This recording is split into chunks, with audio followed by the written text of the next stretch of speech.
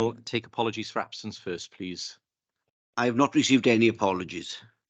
I know Councillor Pugh has said that she has an appointment this morning, but will join us as soon as she's able. Okay, other than that, we'll move on to disclosures of personal or prejudicial interest. Are there any? Councillor Lewis? Thank you, Leader. It's personal interest only in item 11, the pension arrangements, and I am a beneficiary of the salary sacrifice scheme. So I'm declaring a personal interest only and won't be leaving the meeting. Okay, thank you. Councillor Smith? Yeah, item 7, local authority governor appointment, and a member of the panel. Okay, and Mr. Smith? I also need to declare an interest in item 11, the AVC one. I am a beneficiary, and because I am a controlling mind and influence on the pension fund, I consider it to be prejudicial, and I will be leaving for this item. Okay, thank you. Are there any other declarations from anyone this morning? No. Okay, thank you, colleagues. We move on to the minutes of the previous meetings, pages 1 to 5. I've not been notified of any amendments to the minutes, but I'm happy to take them. If not, I'm happy to move them as a true record. Have a seconder, please. Second. Okay, all those in favour? Okay, thank you. Those are agreed. Leader of the Council's announcements. I have one announcement today, which relates to an item on the agenda, and that is in relation to the item 19. That item, unfortunately, we have not been provided with all the relevant information we were hoping to get at this point in time, so that item will be withdrawn for today. Okay, everybody happy with that? Thank you very much. We'll move on to public question time. Have we been notified of any public questions? None submitted, Leader, and there's no public present. Okay, thank you. On to councillor question time. I don't see any councillors present to ask questions. So we'll move then to local authority governor appointments. Councillor Smith. Yes, Chair, thank you for that. I'm happy to move the report and thank the people that have volunteered as school governors. So I would move the report, Chair. Thank you, Councillor Smith. I'm happy to second. Mr. Evans, if you'd like to launch the vote.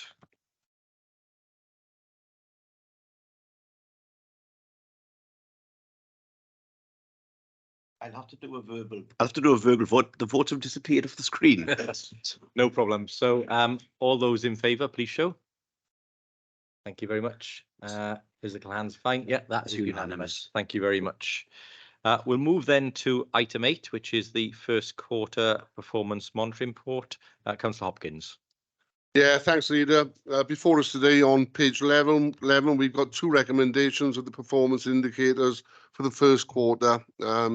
These are new priorities under our new corporate plan. What I would bring your attention to, there are 19 indicators, nearly 68% have met or bettered their targets on paragraph 2.3, and on page 12, there are 13 of the report. 3 indicators missed their target within 11%, but within 5% of the target of previous results. These summarised on paragraph 2.4. There were 5 performance indicators. There are 5 performance indicators in the first quarter with no targets, including 4 with new indicators and 1 indicator with no data available at this particular time. I think overall, particularly on safeguarding, performance is holding up despite the workforce challenges at this particular time. And I think there are, in particularly exceeding targets, increasing percentage of residential enablement and stays with complex during this year. We then move on to education and skills. I wouldn't say that obviously other cabinet members will come in, I'm sure, on their individual areas, but I'd like to highlight the improving school inclusion strategy has been approved, and attendance as approved by Cabinet Quarter 2. Fixed term exclusion is still increasing, but permanent exclusions are still falling. If you then go on to economy and infrastructure, we've got a new indicator of beyond bricks and mortar, and I look forward to them coming forward. All major plan applications met their targets. And in summing up, one of the last things I would like to bring is where we have failed, a number of days or shift by equivalent sickness days. Although we missed the target, we had a considerable increase in this period last year, and hopefully there'll be continuing improvements going forward. Don't intend going through the report in any further detail. More than happy to take any questions, but move the report and the 2 recommendations on page 11. Thank you, Councillor Hopkins.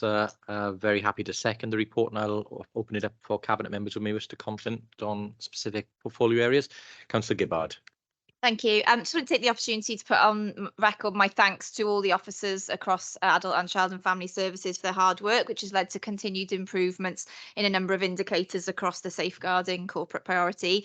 These include, as Councillor Hopkins has mentioned, the increased numbers of people who are leaving residential and community reablement with no or reduced packages of care, and reducing the rate of looked after children in Swansea. I think this shows our strategies and our investments in particular things like early help and prevention are really coming to fruition. Clearly, there's some areas where targets have been missed, and this reflects, as we've discussed to great length, the ongoing pressures in social services, particularly around staffing and recruitment and placement sufficiency for children and young people. So some really good progress. We're aware of the areas that we're missing and working on that. I hope some of them are longer term plans, which we'll see the benefit of in years to come. Thank you. Thank you, Councillor Gibbard, and can I thank you also for the work you're doing in conjunction with the officers to continue to deliver high quality social services. Councillor Smith. Yes, thank you. I'd echo the same sentiments in relation to the work that our Education Directorate and, as importantly, our staff in schools and all the education community in Swansea are putting in to addressing both the issues in terms of attendance and also exclusions and behaviour more generally. We know that these are difficult times. We know that these are issues that were exacerbated by the pandemic, although they were in existence before that. And they call for actions at different levels, at school level, at local authority level, and indeed at national level. What I believe is that the policy that we've adopted and are working to will enable us locally to play our part in delivering what has to be a coordinated and a joined up approach across all stakeholders within education. So yes, there are positive signs, but I think we're a long way from where we want to be. But I think in terms of the direction of travel, we're going the right way. Yeah, absolutely agree, and thank you for that, Councillor Smith. Councillor Gwilym. Thank you, Leader. I'm just going to talk about really the Tackling Poverty and Enable Community section and the impact that the cost of living crisis is having on a lot of our residents. There's a report quoted Snapshot of Poverty in winter 2023, and it highlights a lot of the hardships that our residents are facing. But in addition to that, there's also a Hunger in Wales report by the Trussell Trust, which talks about 20% of our population are accessing food banks. 2/3 of those are people with some form of disability, unpaid carers, working age adults, families with children. Women and care leavers are more likely to access food banks due to insufficient income and difficulty accessing employment. Not everyone who needs a food bank will actually access a food bank. A lot will miss meals. So I know that through the summer months, the food support throughout the holidays, which you and Councillor Alison Pugh actually led on, was really invaluable to a lot of our families, and it really supported them through a really difficult period. I also just want to mention as well that the Swansea Spaces Directory is still ongoing, and it's supporting a lot of our residents, and it's going to continue through this winter period as well. And I know that it'll be well used as it was last year through the winter period. And I just want to put on record my thanks to the Tackling Poverty teams that have been distributing grants at a phenomenal rate, which has really supported a lot of our partner agencies to provide food support to a lot of our residents as well. Yeah, thank you, Councillor Gwilym, and again, some really good work took place again over the summer months, as you referred to. It's just a shame that we have to deploy that sort of help where people are forced to use food banks, where they are forced into a choice between whether they can heat their homes or feed their children. That should not be a position anybody is placed in a modern civilized society. And we all hope for a change of government, so those things can start to be addressed. But thank you for your comments, and I'm sure we all share the appreciation of the work that's been done. Okay, so are there any further contributions? Councillor Lewis. Yes, thank you, Leader. Just to reflect, really, even though we do note that the usage of B&Bs is certainly not declining anytime soon, we are seeing, unfortunately, homelessness presentations going up. I do, however, want to pay tribute to the teams, housing options and the frontline teams, because a lot of the work that they do in terms of prevention and intervention goes unseen. And so even though the numbers are increasing, equally, there are thousands of people that we are helping every year to prevent them going into homelessness, and credit to those teams for all the hard work that they continue to do throughout the pandemic and certainly post-pandemic. Councillor Gwilym mentioned the cost of living crisis. This is also reflecting and having a impact on people being able to retain their homes, pay their bills, pay their mortgages, pay their rent. And so, we will continue to work closely together to try and help tackle poverty and keep people in their homes. Yeah, thank you, Councillor Lewis. And it's an important point that you make there around the fact that we are, like all authorities across Wales and more broadly across the UK, are seeing more and more people presenting as homeless or needing to be housed. And that is as a direct result of the madness that took place just a year ago, when the then Prime Minister Liz Truss embarked on some radical economic policy which raised people's mortgage rates, raised inflation, and left people with bills that they are now unable to pay. We're all still feeling, and our communities are feeling, the cost of that. And again, the sooner we depart from this, failed government, the better.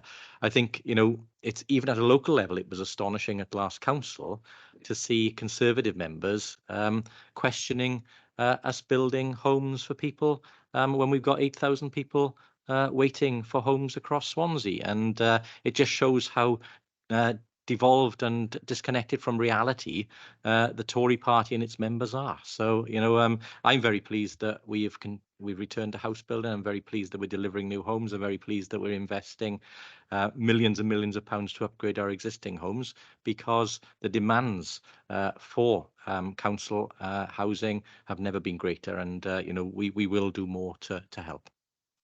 So thank you all for that. Are there any other comments or contributions on this report? It's been moved and seconded.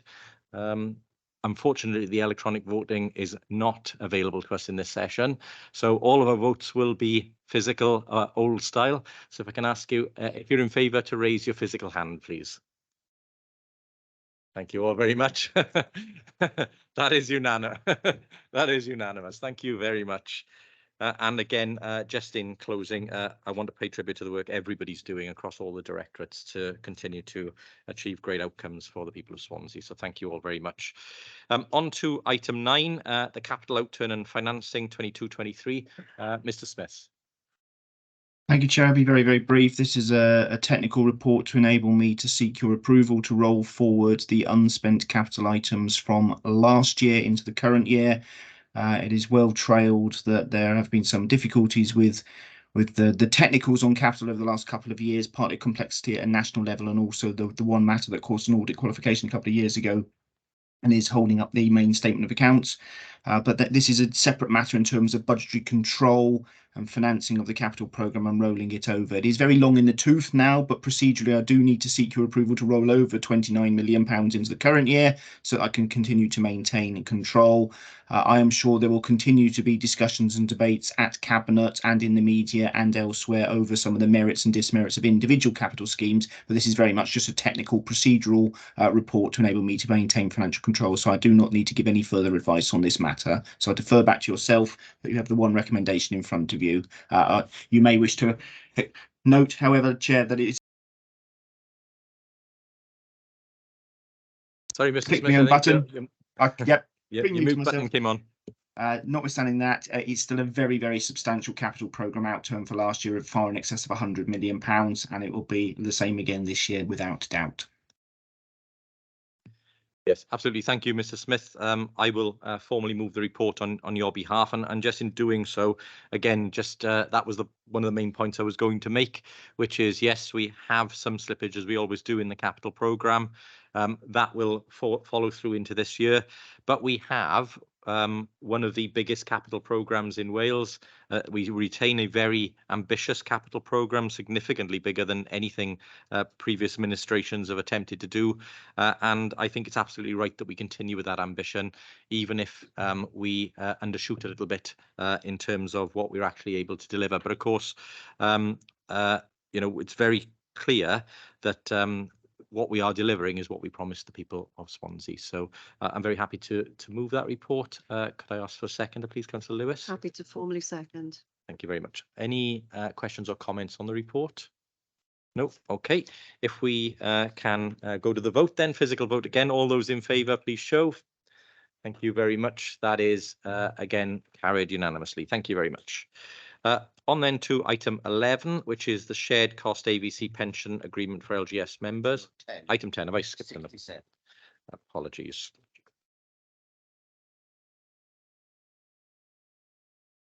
Apologies. Disabled Facilities and Improvement Grant Programme 23-24, and this is Councillor Lewis. Thank you, Leader. Just as a small amount of background, it's contained in the report, but members will recall that the means test was removed for small to medium-sized disabled facility grants.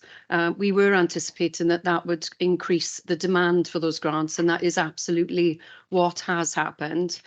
So the 21-22 budget, there was an underspend of just over £1 million. That was carried through to the 22-23 budget in terms of a contingency in case of that increased demand. However, not all of the contingency is required in this financial year, and it's forecasted that actually a budget of £5 million will be completely sufficient, which means that we'll be handing back just over 460,000 to the corporate centre for future allocation to other capital projects. In addition to that, there's also been a reduced demand for the home fixed property appreciation loans from elderly and disabled applicants to carry out urgent and emergency repairs to their homes compared to the pre-COVID levels. So it's anticipated that a budget of 400,000 will be sufficient. And again, that means that we will be handing back just over 712,000 to the corporate centre. So I'm happy to move the report and happy to support the recommendations as read on page 67. Okay, thank you, Councillor Lewis. Very happy to second. Are there any questions or comments for Councillor Lewis on this item? If not, again, we'll go to the vote. All those in favour, please, if you could raise. Thank you very much. That is carried.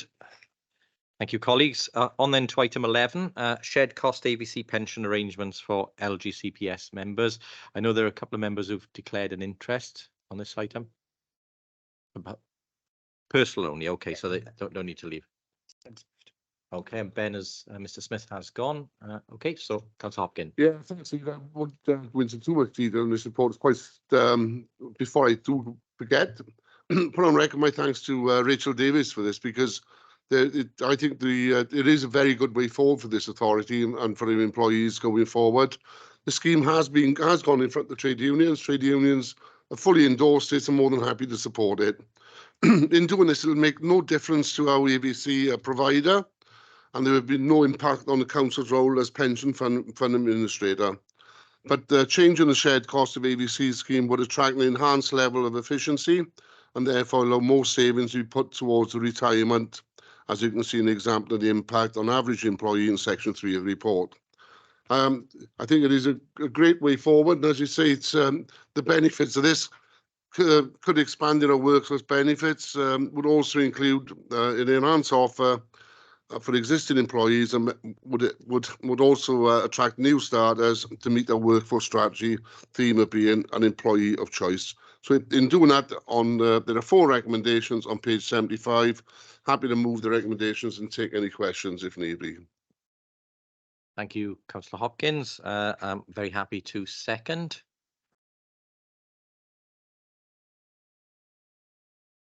Before I go to the vote.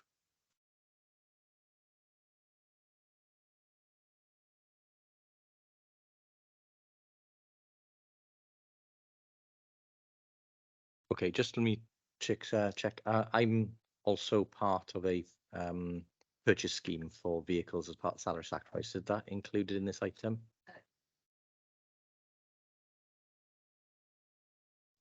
Apologies, Leader. I've advised that personal interest only for anybody who's voluntarily contributing Okay. by the existing scheme. This is for additional benefits over and above. So there's no prejudicial interest. It's just personal interest only. Okay. There's Out of abundance of caution, then I will declare an Prepare interest. for the cycle to work scheme as well. I didn't even consider that. it's not really that relevant to the to this agenda item. If you feel more comfortable declaring a personal interest, but it's Small amount. it's certainly nowhere near prejudicial interest. Okay, I'll declare it of abundance of caution as I'm part of the motor vehicle salary scheme. Okay. The report has been moved and seconded, so therefore if we could go to physical vote, please. Thank you very much. All those in favour? Sorry, I should have said, so we know what we're putting our hands up for. Thank you very much. Okay, that is carried. Okay, we'll wait just a second whilst we invite Mr. Smith back in.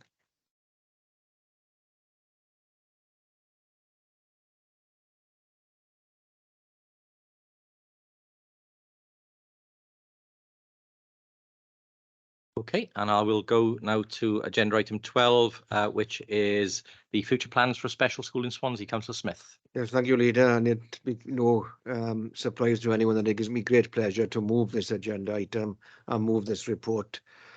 This will provide Swansea with new facilities in terms of a new special school. It will upgrade the provision we're able to make for some of the most vulnerable learners in Swansea. It will add the capacity to enable us to meet future demand, and it will retain all the features of the existing provision, which we're doing, and all the features that we would wish to retain. To allow this to happen, there will be a process involving the amalgamation of Ysgol Pen-y-Bryn and Ysgol Creg-Las, and that is provided for in the provisions of this report. And we will then be able to move forward with a new build on a new site. And as I said, greatly enhance the facilities that we were able to offer, and greatly enhance the number of pupils and young people for whom we're able to make provision in Swansea ourselves. It'll avoid going out of county, and it'll avoid young people from Swansea having to travel elsewhere, and their families being put to that issue of moving out of county to access provision that meets their needs. That's what this is about. It's about the most vulnerable learners, and it's about making provision that meets all of their needs as far as possible at home in Swansea. So it gives me great pleasure to move the report. Yeah, thank you, Councillor Smith, for bringing this report, and I'm very happy and very pleased to second this report. To add to what you said, you're absolutely right in terms of the needs there. This administration has pulled together a capital schools programme of over 170 million. It's the biggest ever schools building and enhancement programme. One of the areas that we've been keen to invest in is the special schools.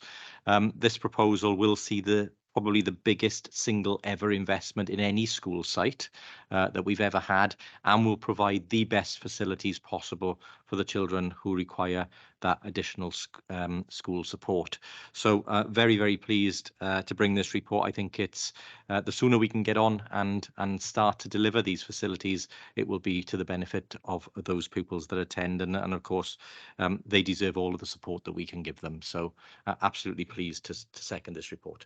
I'll take other contributions. Councillor Lewis. Thank you. I'll be very brief. I just want to add my thanks to Councillor Smith and the officers on the team. I know that there's been a considerable amount of work to get us just to this stage, and I really welcome this new facility. It's going to be absolutely fantastic for the children of Swansea that are going to be using it. So well done to Councillor Smith and the team, and look forward to seeing it. It's a really good location and a really good site as well, with some excellent views across the bay. So really pleased to see this report here today, and thank you. Absolutely agree with that. And again, add my thanks to the work that's been done by Councillor Smith and all of the officers.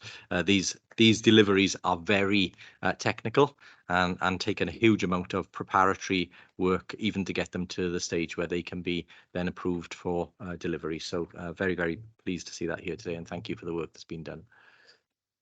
Any other contributions or questions to Councillor Smith on this report?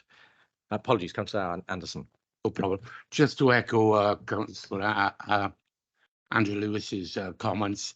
I'm sure you're aware, Leader, that I used to take these children back and forth to his school, Creek Glass.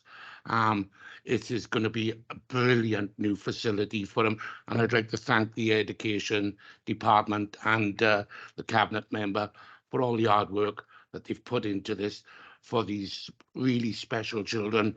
It'll be a good development for them for future. Thank you, Councillor Anderson. Okay, thank you, colleagues. If there aren't any other contributions, we'll move to the vote. All those in favour, please show. Thank you very much. That is again carried unanimously. We'll move on to item 13, Quality in Education, Sustainable Communities for Learning Strategic Outline Programme Band B. Councillor Smith. Yes, it's me again, I'm afraid. Again, happy to move the report. It outlines the change in local capital funding contribution and asks us to note the remaining capital investment priorities for Band B. You'll be aware, of course, of the increase in costs in terms of the building costs and other associated costs that's affecting all forms of capital projects, and the schools are no exception. The other issue, which is highlighted in the report, which I want to draw attention to, is the issue around the mutual investment model, the MIM, which we had looked at as a possible way of funding some of our priorities. I think there's some uncertainty about the financial implications of the MIM, but the advice that we've received is that in the long term, funding it by a traditional capital method will be offer a lot higher value for money for us as an authority than the MIM under the present terms and conditions. We're in a position where we are reliant on modelling there, but that is the clear advice. And I think adding that £9 million, as is proposed in the report, will enable us to deliver the priorities which we've identified. So with those words, I would formally move the report, Leader. Okay, thank you, Councillor Smith. Again, very happy to second this report, and to do so with my Cabinet Member Finance hat on. As you've said, the inflationary pressures at the moment are difficult, plus the changes in terms of the MIM programme. But I think I'm very pleased that Cabinet remain of the view that when we offer something to the people of Swansea, we do all we can to deliver it, and we do not depart from that. The easier decision here would probably have been not to increase the funding and to look to do something different or not deliver it. But again, I'm very pleased that we've been able to add that additional capital programming financing in. The scheme will be bigger, but it'll mean that we deliver what we promised to the people of Swansea, and that is absolutely what we were elected to do. So we unfortunately have been hit on major programmes, as all other authorities have, by the inflationary pressures caused by UK government. But we're doing our best to steer our way through that and to stick to the plans that we previously outlined. So very, very happy to support this because, as I said earlier, that now means that this capital programme remains the biggest ever capital programme delivered by any authority in Swansea for school building and enhancement. Any comments or questions from colleagues? If not, we'll again go to the vote. Please, if you're in favour of the report, please show. Thank you all very much. That is carried. Move then to item 14, which is the Welsh Government Bus Transition Fund. Councillor Stevens. Thank you, Chair. So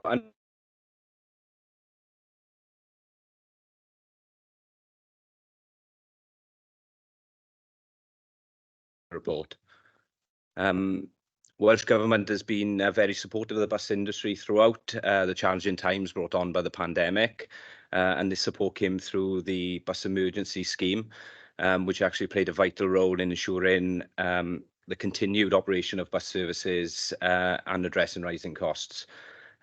However, this actually came to an end in July, and in its place, the Bus Transition Fund was introduced. So the Bus Transition Fund is intended to facilitate the transition of bus services back to commercial and local authority supported services. As you know, Leader, there were delays in receiving the new agreement from Welsh Government, and to prevent the loss of funding and protect our council from potential claims, it became necessary to utilise your executive powers, Leader, to approve a participation in the BTF agreement. So this ensured that there was still access to the funding required to sustain the essential services needed. So under the Bus Transition Fund, councils and bus operators are required to plan specifically what our services will look like from April 24 onwards. But I will say it's essential to recognise that we are taking the lead in our region, coordinating efforts with 15 separate agreements, one for each operator in the area. These agreements collectively ensured the financial support necessary to sustain these vital services, and with the amount allocated to the BTF for Wales actually stands at 42 million. So additionally, it's also worth mentioning, Leader, that apart from the Bus Transition Fund, our council continues to receive the Bus Services Support Grant, which subsidises bus and community transport, as well as funding for concessionary bus pass holders, further highlighting our commitment to public transport. So I just want to thank our officers in the transport team for pulling together the report, and who are actively collaborating with bus operators to find a way forward on bus services in our county. So I'm happy to move the recommendations laid out on page 163 of the agenda. Okay, thank you, Councillor Stevens. Very happy to second. And as you say, a very challenging time still for bus operators. Numbers using buses have not returned to pre-pandemic levels still, and that means that there are still challenges for bus operators to maintain viable services. Very grateful to see that additional Welsh Government funding, albeit at a lower level, but we should not kid ourselves that that this fixes all of the problems, and there are still major challenges ahead for public transport. And again, we will work with other local authorities, through the WLGA, with operators and the Welsh Government to try to do what we can to ensure services continue to operate in the areas that require them. So again, very pleased to see the funding, but again, some major challenges ahead that we will need to try and address together. Okay, are there any comments or questions colleagues would like to make on this one? If not, if we can go to the vote again. If you're in favour, please show. Thank you all very much. That is carried. And then we go on to item 15, the proposed freehold sale or lease restructure for 254 to 260 Oxford Street. Councillor Francis Davis and Councillor Hopkins. I believe Councillor Francis Davis is leading on the report. So, Councillor Francis Davis. Yeah, thank you, Leader. First of all, I'd like to thank the officers for bringing this report and looking at options that will be coming before us. You'll see in the introduction that we as a local authority receive just about £1 million on 101 city centre properties in way of ground rent coming to us as the landlord on the properties. It's great that we are now seeing, because of the work carried on by the council in regeneration of our city centre, companies coming along and Carte Holdings of looking at redeveloping these properties in Oxford Street. But it's important that the figures stack up. It's in line with our policy of bringing back people to live, work within the city centre. But we also have a policy which came in 2006 where not to dispose of freeholds. There seems to be a bit of a conflict then of how we achieve our current policy, getting more people to work, live in the city and enjoy our city. I don't want to go into any figures in this because obviously it's in public session and they're financially sensitive, the figures, and I would take those in part two. But the officers have given us options here, and I would like to move those recommendations, Leader. Okay, thank you, Councillor Francis Davis. Councillor Hopkins. Yeah, I'd like to endorse that because this is going to bring people to live, I think, 30 plus apartments that would be above this, above the commercial premises at that particular time. And it is nice to see the private sector coming in at this stage. What I would like to bring the attention to is recommendation 6, that this would be done as a one-off until we get a policy going forward on this particular thing. Because I think it is important we get a future policy to look at these issues and not just deal with this in isolation this particular time, but identify the need. We will have to look at this as a policy at a later date. So more than happy to second the recommendation that's been put forward us today. And as I say, obviously we go in then to the detail at the later stage. Leader, sorry. What I meant to say on the recommendations is 1, 2, 5, and 6, the recommendations that are before us. And if we could take those forward in then and discuss in more detail in Okay, the closed section. So we're being asked to agree recommendations 1, 2, 5 and 6. 5 and 6. 1, 2, 5 and 6, so not 3 and 4. Yeah. That's right. Okay, thank you, Councillor Francis Davis. That is very clear. Okay, just one point from me. I think agree with the comments of both cabinet members there in terms of the fact that we have a very clear policy of getting more people working, living, learning and enjoying in the city centre. The world doesn't stand still. We know that the economic landscape for city centres and town centres is very different to the days of the 1980s and 1990s, when many of the arrangements that we currently operate under were set, and therefore we have to continually challenge ourselves to look at whether what we currently do is the right thing given the landscape and the economic conditions around us. And I think that's what this report seeks to address, so that we continue to try and make the best decisions we can in the interest of the taxpayers of Swansea. That was the only comment from me. The report has been moved and seconded. I will remind you that we are seeking approval of recommendations 1, 2, 5 and 6. All those in favour, please show. Thank you, colleagues. That is carried unanimously. We'll move then to item 16, which is exclusions of the public. The Chief Legal Officer has laid out the rationale for going into private session. Could I ask you all if you are happy to agree? Yeah, happy to move. Okay, thank you, colleagues. Then we'll enter private session and I'll pause a moment for the recording to be